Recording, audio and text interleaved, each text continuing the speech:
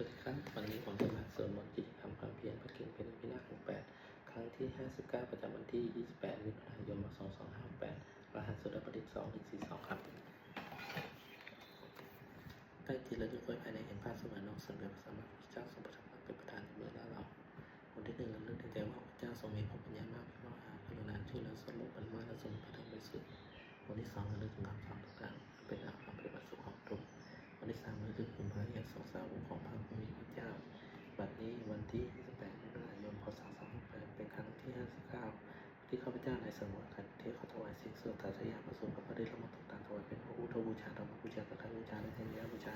แต่ครูบาอาจารย์ทั้งหลายขอจิตข้าพเจ้าต้องมั่นมีสติลึกได้จะเป็นที่ยึดต่อในคราพยัญชนะและบทสวดอย่างต่อเนื่องนี้เถิด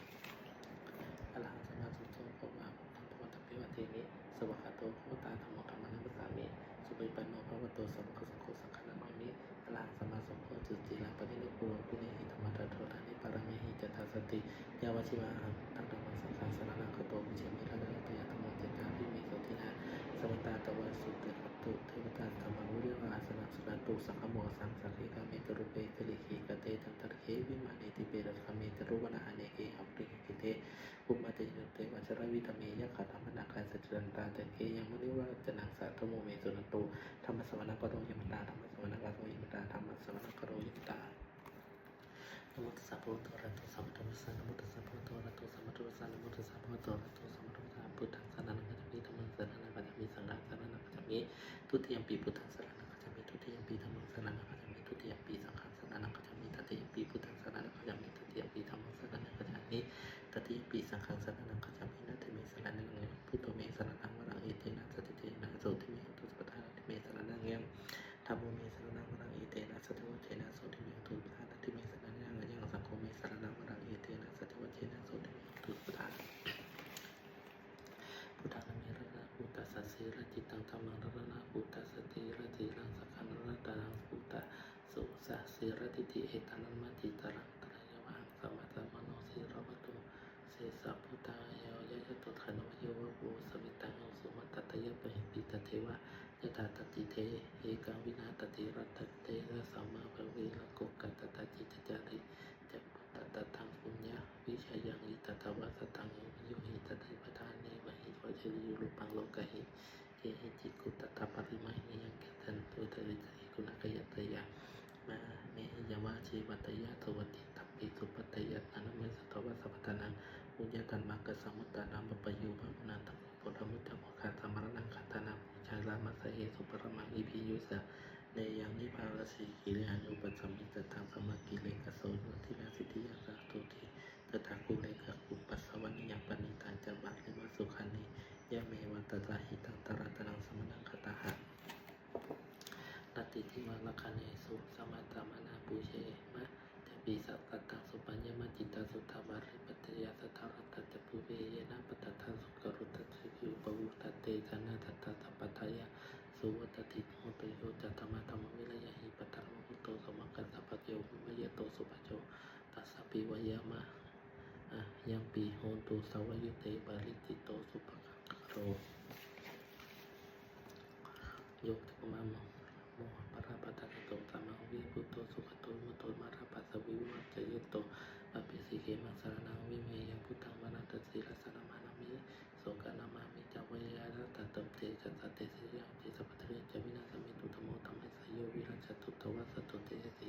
กโรตาวิโมสมังคังนิยามิโหธัมมะวิรัจตะทีระยะปะตะโหสติเกจิเจจโนธัมมะวิรัตสีลสนะมมิยังปะระตะมะอุปนามัตตะมหังตันเตชะเตสิยังติสัพพะเทจวินาสมิตุสัพพะธรรมะหิสินะโคคตามุขโยจักขะปะเปกุเรกัสสะหิชิตวัตตุเตยังสติจโยตังกัจจาสวะคตธรรมวิรัตตะกโรติสังขารตนังศิรสนะมังพุทธังพุทธังสัมมาสีอรติติตังเทชะสเตสิเกยังติสัพพะเทจวินาสมิตุนะโมระโตสัมมาสัมพุทธัสสะมะหิสินะโมตัมมะตัมมะสวะคตเสนะอิทะเลนะโมสัมมาสังฆปิวิสุทธิธรรมทิโนนะโมโนตัมมะสัทธาสานาตยะสาธุกัสโสนะโมกัตตมะติตัสสะวิทุทยปินะโมกรัมภเววิคัจฉตุปะตมะนะโมพุทโธวะสวัตติโหตุสัพพะทานะโมกรังคเตเชนะวิธรรมหิโหติเตเชวิตะเตชะวาเอวเมสตังธรรมยังภวะสเกสุมิหรติกปิโลโสมหามณิมาตาภิกขุสังเกนะทิปัจจตมิ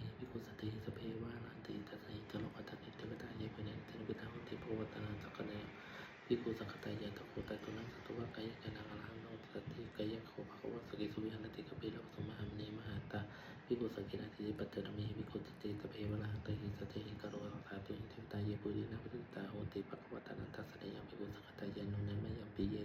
นะภะคะวะเตสนุปะคะมะเยนะปะอุปสัมภิทวะภะคะวะโตสิกเกปฏิฆตาภยะนะมติตะโคตาเทวตามยตปีมาตานะภะคะวะเปรเลปัสสะธรรมจิตตาวะปะหังปะเลยะปะเลหิตาภะหุปานังมิเทยะเอวะเมวัสสะทวะเสสุงเทวสุงตรัปตาภะคะวันโตภะคะวะโตภะตาสุวัตโคตาติปตาภะวัตนังภะเวตตาเอกมันตังอัตถะสงเอกมันตังทิตโคเอตปัตตะภะคะวันโตสัจจิเกหิมังคตาภัสสิมัตตมะโยสมัตตังเทวกายะอิมัสสกตาตักกตังอิมังธัมมะธัมมังทักขิเยมะอิปัรคตังคติโคปนาเทวตาภะคะวะโตสัจจิเกหิมังคพันติจัตตะระโหปัสสะพันโตสมัตตะคะโรนุสมังคสุสารถีวันเนตปิตาเวตาอิชิรานิปฏิทิตาทิตะโคอปราเทวตาภะคะวะโตตัตติอิมังคภะคะสาเจตวาทีฆาเจวะปริคังทีไรหังจะไม่ชาเตจาติสุตาวะเมราจกุมาสาธุตาวะโสสุขเตตะโคปนาเทวตาภะคะวะโตสัจจิเกหิมังปัสสะยกิปุตตะสรณังคเตจินามะกัตตาธรรมยภูมิมหามนามโนปัตตะของเทวยาปุริปัสสุติโคภวิโกมัตเตสัจเจภินะภิกขเวเตสนุปะกะโรกาตุตมัจจิปตาโหติปะกตานังทัสสะยะภิกขุสังฆตายะปิเตภะคะเวเหสุวติตากะนะระโตสัมมาสัมพุทธะเตสิภะคะวะตานังอิตระวะเยตะภุตตาสันนิพิตาเหสุยะตะปิมหังตระเหยะปิเตภิกขเวหิตตะวัตนาระโตสัมมาสัมพุทธะเตภะคะวะเตวะเยนะปฏิเสธาภะคะเวสัตติยะตะปิมหังตระเหยะจิกิกิเตวะเชนะมัยวิกิเตยิสมิภิกขเวเทวะคะนะนะมัยเตสนิภิกขเวเทวะคะนะนะมัยมิตตุตระตะตะกังมโนติกะโรตมิสมิติภะวิตโตเตภิกขุภะคะวะโตปะโจสุภะคะวะเอตระวะโจจะสิโรกรรมนิกสามิยตาภุมาตัสสาริสายตติกัมปราสนาภิหิตตาสมหิตาปุถุเสหวริเสหโรกัสสมิโกนาโอตระมัตตาวิปัสสมวิรังปัจเจยวเจตวะวันเอกปิตรวัตเวตโตมัตติสัทธาสาวกเกสาเลยเดวกยามอภิวัคตาเตดุสัพพะเกโหเตตระกรุสุตวะพุทธสสะเตสัพพะมยานานุปัสสะนังเอวิเกตัสสะตะปุตตะหาตามาตาสุงจเตเอเสกมัตนาอารามัสสุตมันตะสุงเอวิเกตัสสะมันตะติสัพพตุตะอาหุตตะสัพพังพยายาวะกิจรุมัตโตมัตยิสัทธาสาวกเกสานิเตเวลกะภิกขะเตเจนะนุสโวเยมหากิติยิสมิมิคารังนุปัสสโสตตะหาทายะคะกุปโรตะกัปปิรวัตเวอิติมโตจิตโตมะเปหิสันโนมะรปนาภิกขุโนภิกขุนาภิกขุนาสัมเมตมัสสะยะคะมะนะโตชิโนอิติมโตจิตมโตมะโตเยสสิโนมะรปนาภิกขุโนภิกขุนาภิกขุนาสัตตะหิระเตหะเตสายะคะมะนะโตชิโนอิติมโตจิตมโตมะโตเยสสิโนมะรปนาภิกขุโนภิกขุนาสัตติมะอิติเตโสหะสะกายะคะมะนะโตชิโนอิติมโตจิตมโตมะโตเยสสิโนมะรปนาภิกขุโนภิกขุนาสัตติมะวิสัมมิตาภัสสิตายะคะมะนะโตชิโนอิติมโตจิตมโตมะโตเยสสิโนมะรปนาภิกขุโนภิกขุนาสัตติมะกุปโรชัยโยปัสสาวิสนังปิญญาณสัตตาสะยะคะปุริปัสสิติกุปโรชัยโกโสภะคะสัมมิติมะนะปุรมัตติสังราชาตตะระโตปัสติกัตถะปะอธิปติมหาราชายะสัสโสปตปิสัพโพอิตมะนามะปรายอิติมโตจิตมโตมะนามะโตเยสสิโนมะรปนาภิกขุโนภิกขุนาสัพพิมังทังอินันเจติเสนิจาวิโรปัสติกุขตานังทิปติมหาชายะสัสโสปตปิสัพโพอิตมะนามะปรายอิติมโตจิตมโตมะนามะโตเยสสิโนมะรปนาภิกขุโนภิกขุนาสัพพิมังปัจจิมัตติสันชาวิโรปัสตินัคนาทิปติมหาชายะสัสโสปตปิสัพโพอิตมะนามะปรายอิติมโตจิตมโตมะนามะโตเยสสิโนมะรปนาภิกขุโนภิกขุนาสัพพิมังมะนังอุตรปัตติสังราชาวิโรปัสติยะคะดังทิปติมหาชายะสัสโสปตปิสัพโพอิตมะนามะปรายอิติมโตจิตมโตมะนามะโตเยสสิโนมะรปนาภิกขุโนภิกขุนาสัพพิมังปุรมัตติสันตระโตตะกิญญาวิโรปัสติปัจจิเมนะวิโรโภปุตตรันติสันตระโรเตมหาลาภัชชาธรรมตาจตโรติสันตตระมนาอัตถสุวเนกปิโรตเวเตสัมมยาวิโนทัสสะอาคูเนติตกาสตามเยกติทุหุภูตวิโทธรรมจัตตะเทโนคัตถะกิโลมันทุนิมนตุจัปโนโรปมิโยจัตตเวสุโตจัตตาริเจตเสโนคัตถโอนโรสโพอาคูปตเวสิโกเทเวติยะพรุสุริยวัสสะเอตติจราชันโนคัตถภาสะปะวุจิโกโมตักขะภิกขโมภิกขุนังสุปฏิมะนังอัตตกุปนัสสะนาคาเวสราสหชาวะกะละมัตตกตะอัตตกุปะเลยะสะยติปิยะมนุปัตตมะนัตจัตตะตะโหนะยะตันติโนเอวันโนนะกัตตะโคโสภะคะสมิติมะนังเยละกะเจสหสารติติภาติภิกขุภิกขุติวิสุทธโกเวหะตตาเตปรมัจจปตาจิตราสุปนะอิติเตนะสมนังอภิยะตตานะคารมะธรรมสีสุปัญญโตเกมะคัสสิพุทโธสมะหิป ปัจจัยหิวปัจจัยวายตานาคสมานาสารมัคคตังพุทธังวิคัตติเชวรสเวสุมาตักกุสิราสิตปัตตโรภวสเสอิทิมตุเชสัสสิโนกรคัจฉามาสมาอสุราทวสัตตาวิจุจิสุติตปุโตโอปนิมนุจิสมาตัสสะปริปุตตานังสเพเวโรตมะนกนังนิสัตตวะปริเสนังพหุตตกตาธรรมโมสมโยธาปัตเตภิกขุนังสมิติมนังอโปทวิตเตโชวัตโตโนมรุณาทเวโสวายสัมมยสาสะเมตตากรุณาคิเกตภูเวสโนตัสเตตักขยสเปวันตุลิเตปุตตสเตมุตวะตุยสัสสิโนมรมนาภิกขุภิกขุนังสมิติเวทุจัตเทวริจาอาสมยเทเวยตัปตุระปุชิตาเทเวจัตตะภคุปริกิตัสสุยโรปิตาเทเวสุริยัมภคุริกิตานาคตาปุริกิตวะตะคุทวรัตตมคัสสะสุวะวัสสะโคเสโตโสขัตตะปะคะริตเสกายตปิโนทิเมติมตติเตมโนโตยสัจโมรัมนาภิกขุภิกขุนังสัพพิมนาตะคุวะสาพุทธาเฉลยมัสสักไกวะไอติโลกัจจโลจัตตะอุมาปุปานวสินวรุณาสาธรรมะจาอนุจัตตมัชฌิกาสเลริจาตะโคตะคุเวสโนตัสเตตัสกายสเปวันตุจิโนอิติมันตุจิติมันตุวะรัมตุยสัสสิโนมรัมนาภิกขุภิกขุนังสัพพิมนาสมณะมหัสสะมนุติสัพพะจาอาคูปโตเวสิกขาตะคูอริโยเทวะเยจโลหิตวะสิโนปัคคะรังปัคคะอะโตยสัสสิโนตัสเตตัสกายตะปิโนโตจิโนอิติมันตุจิติมันตุวะรัมตุยสัสสิโนมรัมนาภิกขุภิกขุนังสิวะสัพพุนารุณาตะคูเวคัสสะหะตะโอตะคะปะปะโมคะหะตะคูวิริติกะสมตธรรมะอาเจวิสกายสัสสิโนทนังมัจฉริปัจโชโชติโทวิสติสัสเตสักกายตะปิโนติโนอิติมันตุจิติมันตุวะรัมตุยสัสสิโนมรัมนาภิกขุภิกขุนังสัพพิให้คิมยันติสามาตัทธะตัสสิโนสัพพะวิรัตตะเจตินันมัจฉสวรรค์ปะระปฏิตตะตะโกอัตโหปริมิติตาตัสเตตัสกายตะเปวัตติโนอิติมันตุจิติมันตุวะรัมตุยสัสสิโนมรัมนาภิกขุภิกขุนังสัพพิมนังสัตเตเตวิยาสเปมนัตตวชิโนมนันโนเวอากาศิเยตันเยสิปตาปูชัตสีรังโอตระนังสวนังตะกิโมตระนังขันตวาสิตุตัมมนะปรามโตเตปุตตะรัมสะสมะคารกติสัตตะโสปะคัสสมิติมนังสัตตะปโรตนะมหาสมาธิติปุญญโยโตวิจิตโตวิสัยสิโนตัสสิระสัตตะคุปติเวสปุตตะริติโนเตสมัจจปตาตะหาปริติโตปฏิดิวัติโตเตสปะภิกขกเตสติเทวิตปะมิเกมะระปะสินาภิกขามิปัสสะมะตวะปฏิทิเตธรรมะคตาพันธมรคัมมนาปันทุโหสมัตตปริมาเตธรรมสเววิจิตโกนาอิติตรมหาเสนุกมัสเสนาภิยามิดานิตัตระมัจจาสนังคตวะภเววัยตปะวุชโกมิโกตตะยโตตัตโตวิชโกตัตโตโสจิตวติสุกโรตายวาสเวสัตตะสัพพะปิญญาเมื่อกี้คือมาจากมาตโตปฏิสัทธาสมุเกสารในธรรมิกาตยยุตันวะคัมภิกขโมเตจพระลุสุตวาพุทธเตขานาวิรัตเกหิปกามูเนสัมตตยุสเพวิรัตตะคัมมิปริยติตายสัสสิโนโมทติสาภูเตหิสัมปกเตชเนมติยตระนิมันิตวระปฏิทิตานังตนะเนสปุเชปุชนิยะเอตมังคารมุตมังปฏิจิรุปัตถวโนจปุเพตกตังยุตตันตมังปฏิเยตาจะเอตมังคารมุตมังภวุตตะสิปัจจยะนิวิรโยตัสกุยิโตสุภโวตัจจยวาจาเอตมังคารมุตมังมัตตปิอุปทานังอุปทาราสัตตะโหอนุปกรรมกัสสมัทธาเอตมังคารมุตมังมัทนาจะธรรมจริยานังอายันตัตตันสังฆโหนาวจังวิรักขมันนิหิตมังคารมุตมังอารวติวรติภาภามัจจปานาปัจจปัญโยอัปปมัตโตจะธรรมเมสุเอตมังคารมุตมังธรรมโลกามิวะคโตจตุเตทีจะตัญญตาคเนนะธรรมวัจนังเอตมังคารมุตมังติจโวจักสัตตาสมัตตรมัจจามัทิสังคารินะธรรมจานะเอตมังคารมุตมังตัพพุทธปุมริยะจะอริยสัจจานังธรรมสานังนิพพานัจิกิยะจะเอตมังคารมุตนาปตุตุตาโลกัมเม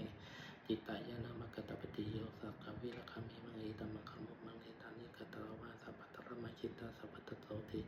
กาชติเอตสังขังมัคคังมังคาลามันตมันติยะกิจิวิตังอิตังวะภวะสเกสุวะยังรัตนิตังปณิตังนะโมสัมมาทิฏฐิตานาเตนะอิทัปปิ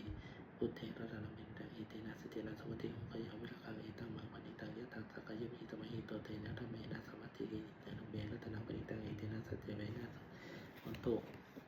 ยะพุทธเสโตปนวิสุจิสมาธินานาปนะหิยานังวะหุสมาธิเตตานามาสงเวนะจตินัมปิตเมรัตนังปณิตังอิเตนะสัจเจนะสวัสดิโหโตเยปุยุคะตัตตะสัตตาเจตริเอตนิยุคานิหุติเตสังเวเนสุขติสาวกายตระนังมนาปารานิตัมปิสังเกรัตตังอิทินัสตินัสวัติโหรุเจปุริตามหาสัพพะเทนะนิมัคคมิโนโคตังสัมมานิบัติปตาอามาตังวิคันหาราธามุนิทุติปุจจานามนาอิตัมปิ สเกรัตนเมขังอิเตนะสเตนะสวัติโยกินาปรนังวนานาติสัพพวังวิรัตติตาติสเกภวิสมิเตภิกิชีวิหิโรเทวิตานิปัตติติระยะถาปฏิจิโปวิธัมปิสเกรัตนมิตินังอิเตนะสเตนะสวัติโยตุอัตตาวะวิเหชิตังเสยยะวัจยอิตระปัจจอิตระปัสสะโพสามิสัตสัญญาตัตริโนเวนักตะโวตะกัตถะปุณามะโรสหะพงมนุชิตังสัจจิตังกะหิราตถารูปัสสะขันตุโนปัสสิตาจิตันเตนะภะคะวะตาจานะตาปัสสตาอรหันตสัมมาสัมพุทเทนะทัตตุมิมาอนุสเวนะมะปะระปะรายะมาอิติกิรายะนะปฏิฆะสัมปทาเนนะมาตะเกนะยตุมานายะมะเขนะมะนาตักมะกะปะระเมตะเกนะอิทิโทวะนะคัตตยะตะปุปุภะโรปัตตะยะมาสมโนโคโลโยยะตตุมเหอัตตราวะนะเสยทะปีอัตตมะกุสลาอิเมตัมมะสวัตตาอิเมตัมมะวะโยนิกาลาอิเมตัมมะสมัตตาสมาธิตินานิตระยะตุขายะสวัตติอัตตุมเหปัจจยมัตถะธาตุมเหอัตตตมายะเนนะนะอินิธัมมะกุสลาอิเมธัมมะอมราวะชินะอิเมธัมมะวิยุปปัสสะอิเมธัมมะสมัตตานาทิมาอิทายะสุขายะวัตติติอัตตุมเหอุปัจจยปัจจวิสัตติอุปนิยติชีวตปะขยุสุเรระวัฏฏปนิสัตตนาเอตพยามะนะเนปะคิวโนปะรามินะยะมัตโตสุขามะนะมะหิปโนนิยวชิวะปะยันสุริโยปะทนะสิสัตตนาเอตนะมะยะตมะนิเปกะมโนโตภัสสะปะกะเมเสตปะโคโยตัปกายนะสักขยวะจายะอุทัตเตตัสสะสะปะเตสุขายะพะโหติยังวชิวะโนปะกะระวิปุญญังมะวะเลละคติยมัจจาริโนธรรมโมโจจิโนสัมมาทวะติเตสัมมานิตัมเมสุจิเนนะธรรมัสสติขัจจติธรรมัจจาริสัพเพสังฆานิจังนิติตระปฏิสัพพติอากาโตปนิปาตุเกเอสัมโควิสุทธิยะสัพเพสังฆาตุขติยะตัพพะปุจิยะติยะตัพพะตุเกตุสัมโควิทยะสัพเพธัมมาอนัตติยะตัพพะตจิยะสัพพติจิตายะตัพพะติจิตตุเกเอสัมโควิสุทธิยะปมันตากาตเมตากาตติอาหุตกาเอตกตามะเยมะติตะกันหายเยระเทธาปักกัมภะโวเวสรนังยติปัตปานาทวีวะมนานิจาอารามาลุกะกะเจตนานิมนุสาภาวะยตัสสิตะเตตังสารนังเอตังธัมมะสารนังพุทธัมมังเอตังสารมะกะสัมพุทธตุขะปะมุจติยะทัตตมะธัมมุตตะรังคลังจัสรังตัตตะริยริยสัจจนิสัมมัตยะปฏิทุกขะเขมัสสะพุทธานังทุกขะสัมมาสติกามังอริยทัตตะชิกังตุอุปัฏฐานามะคามิตัตถะโขสารนังเขมังเมตังสารนังมุตตมังเมตังสารนังคามาสัมพุทธะขะปะมุจติอติตังนะมะคะเมยะปฏิกังเขนะกะทังบุคุนะคงนึกสิทธิโลกและปลดมาตัดสิมถึงยะทัตติตาปานิตังอภมัตตัญจานาคตังสินใดล่วงไปแล้วสินังเป็นโลกถึงยังไม่ถึงปัจจุบันเทโยธรรมตถาตถาวิปัสสยิยะทาหิละอะสุขุปังตังวิรัตนามะโหโลเวเยก็บุคคลใดเห็นทั้งธรรมะธรรมไม่ลงเองมันคงแข็งในธรรมะได้บุคคลนั้นพิจารณาธรรมเนื่องให้บุพเพออาเจวนังกีตาปีกังตายังมรณังสุเวเพื่อนำความเป็นเสียวันนี้แหละข้ารู้จะรู้ถอนฐานในวันพรุ่งนั้นอินโนสลักขันเทนะมหาสมณะมัจจุนาพร้อมพร้อมพระเปกัมมัพุทธะผู้มีเสน่ห์ใหญ่นั้นต้องมีแก่เราทั้งหลายเอวังวิหารตไปอรหังตะมันตะจิตตังตังเวพัตตากาโรตโตสัตโตสัจจิกาเตมุนิติพระมุนีผู้สงบย่อมได้บุคคลผู้มีบารติอยู่อย่างนี้มีความเป็นเกียรติและความมันแล้วก็เกิดนั่นแหละว่าผู้มีรติถึงเจริญด้วยประการนี้แหละชราธรรมชรานัตติโตเรามีความแก่เป็นเวลาจะลดความแก่ไปได้ทารยาธรรมหิพยานัตติโตเรามีความเจ็บไข้เป็นเวลาจะลดความเจ็บไข้เป็นเวลามรณะธรรมหิมรณะนัตติโตเรามีความตายเป็นธรรมดาจะลดความตายไปไม่ได้สัพพิมีปีมีเรื่องโพโยโพเราจะเว้นต่างๆนี้จะต้องได้พักผ่อนจากความรักความเจริญใจทั้งปวงกรรมสุขมีกรรมไม่ใช่โตกรรมโยนิกรรมปันทุกรรมปฏิสารโนเรามีกรรมของตนมีกรรมผู้ผลมีกรรมไม่ได้เกิดมีกรรมผู้จับมีกรรมพึ่งพาสายยากรรมกริสานิปายกรรมว่าปัตตสัตทยโทวิวิสามีเราทำกันไว้เป็นบุรุษเป็นบ่าวเลยเป็นเถรยากคือต้องรับผลของกรรมนั้นเสริมไปว่าเอาอย่างนี้พี่แต่วิกฤตตะพังเราทั้งหลายคงมีนาอย่างนี้ทุกวันวันเถิดทุกขปัตตินิทุกขปิยปตาปิญญปิญญโสขปัตตินิโสขหุตุสัพเพปิญญปิญญวัตตาวัตตาเจามิสัพพตังปุญญสัพพตังสัพเพเทวะโมทันตุสัพพสิทธิหุตุตานาทันตุสิทธิสิลาลาคันตุสัพพตาภวิปารัตโตโหตุขัจตุเทวะคตาสัพเพพุทธภารปัตตปัตตาเตยพลังงานกำลังตเตเชนะละคัมปะทามิสัพพโสหังตปิปฏิทานัปะคาตาโยปรามาเสยะระเดวัสนิปตาภวิสนิตุเปโควิตเรโพธิตเรติหิตุริตมะนามณีนะภวตุปุชิตาสุติกาโรเตท ะวิมารามัตเรเถรามัชมนวากาจะภะวิเวโรสมามิกาตนาภูตติอุปจานาคาจะเทสัญญมิกามัตตะอิสระปัสนาภูตาสุขิตาภวตุเตชะเรปุเจเยปิตถาวะสวะสเสทวะตถาโตโภวุติเกนิยานิการธรรมวรังปฏิจเตสเพปิตุขัสสะกโรตุสังขยตตุจิรังสตังธรรมุธรรมะรัตถราตุขันราสังฆโหตุสังฆโอวะ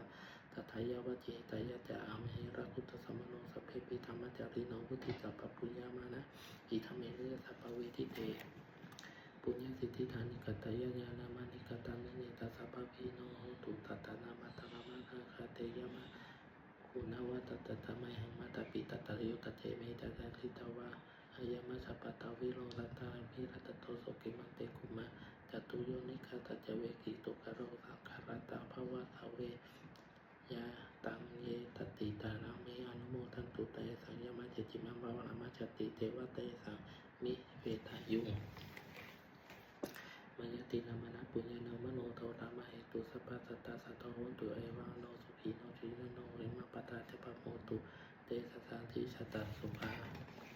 ขอสัตว์ทั้งหลายไม่มีที่สุมีประจงมีเสื่อมบุญที่ข้าพเจ้าได้ทำในบุญและบุญอื่นที่ข้าพเจ้าได้ทำดาวคือชนอะไรที่เป็นจราผู้มีคุณมีบรรดาและบิดาข้าพเจ้าเป็นต้นที่ข้าพเจ้าได้